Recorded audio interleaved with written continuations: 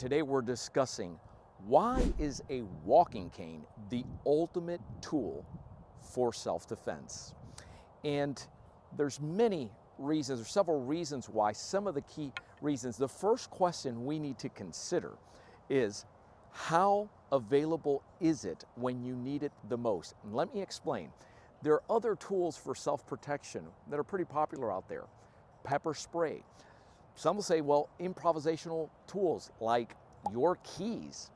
Those are things, however, that can get lost in a purse, that can get stuck in your pocket as you go to draw.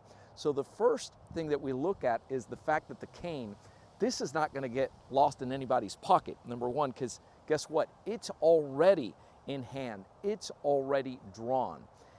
And perhaps most important is you can legally carry this anywhere, anytime, without a concealed weapons permit or any type of permit. So those two things alone, think about that, because there are often places where when you think of traditional self-defense tools, you might not be able to have any of those, depending on what the law says, when you need it the most. You can't have a firearm, for instance, if you're anywhere where they're serving alcohol. You need to be at a certain distance. You're not going to get that through security. You can't have a knife on you. Same thing for all these tools.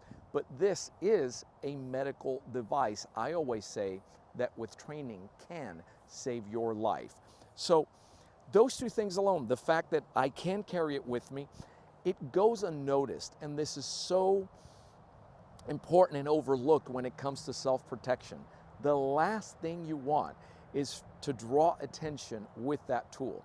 So with the training comes learning how to walk with that cane, which is essentially that cane tip is touching the floor, whether you are in a standard grip and the horn and crook is pointing towards you, or you're in a reverse grip and it's pointing away from you.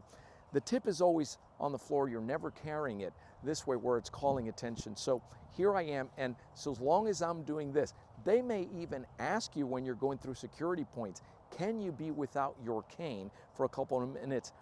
In many cases, they'll go ahead and supply you with a cane because nobody wants you to fall as you're going through that security point.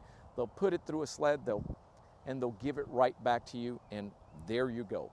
The other thing we want to take a look at is the fact it's the reach advantage. See,